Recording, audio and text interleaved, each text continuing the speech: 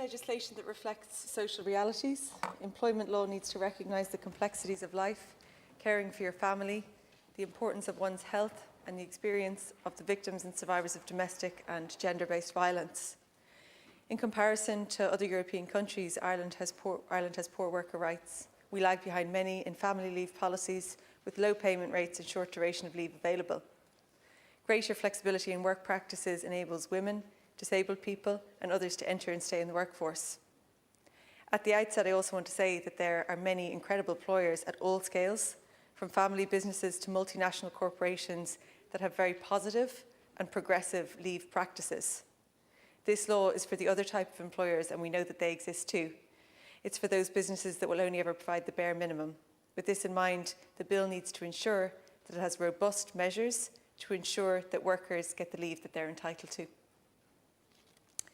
It's easy to frame additional leave entitlements and workers' rights as anti-business when they're often tools that help broaden the workforce and improve employee morale. There is no reason we cannot have successful and comparative businesses along with a health work-life balance.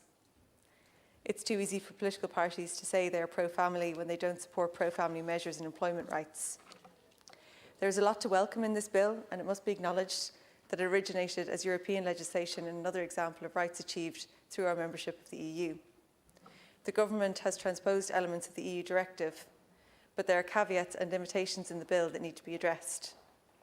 In most cases, the bill implements the minimum standard, in contrast to other EU countries that have already surpassed the minimum, recognising the importance of different types of leave.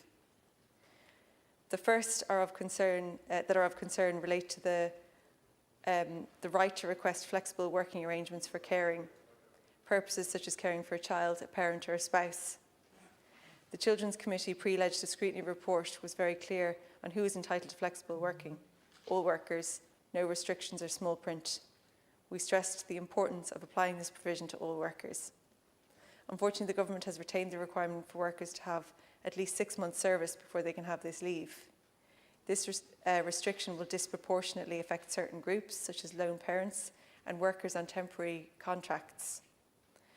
One family highlighted that the 6 months employment eligibility criteria will directly contribute to the ongoing high rates of poverty and deprivation for one-parent families.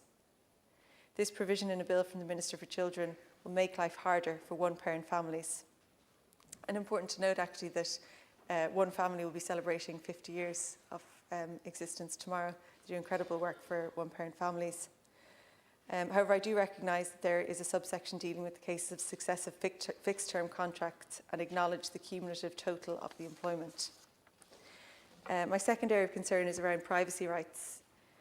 The Department have repeatedly demonstrated an inconsistent and often disputed interpretation of GDPR, especially in relation to mother and baby homes and illegal adoptions. While in many of those cases, the Minister has held up privacy rights as an issue surrounding access to information, in this bill, you're showing little consideration for those rights. Under the sections dealing with leave for medical care purposes and flexible working arrangement for caring purposes, workers applying for these forms of leave would have to share information such as a birth certificate or medical certificate relating to the person that needs care. However, unlike medical leave for oneself, this requires the sharing of personal information relating to a third party. For example, a parent who needs flexible working hours to care for a sick child or a child with a disability would have to produce a birth certificate to firstly establish that the child is theirs and then share incredibly personal information about that child with their employer. In its strictest reading, the perspective we have to take, as I mentioned, this law is for the employers that will interpret it literally, giving only what it permits. The bill requires a third party to give up their privacy rights. This becomes most clear in the case of caring for adults. What happens if a worker knows they have to take leave to care for a sick parent, but the parent does not want other people knowing their business and will not give permission for that information to be shared? The pre-legislative scrutiny report specifically sought for clarification on what happens when that third party does not consent to the sharing of the information. In addition, we asked for clarifications on the obligations of the employer regarding the processing, storing and destruction of that information. This is also absent from the bill. The issue of sharing information also arose recently due to news reports on IBEX submission concerning leave based on domestic violence. When we had discussed domestic violence leave at the committee, there was a strong consensus that it would obviously be a good faith system that employers would not abuse, nor would workers seek some sort of evidence. Yeah, Deputy Cairns, I'm very sorry.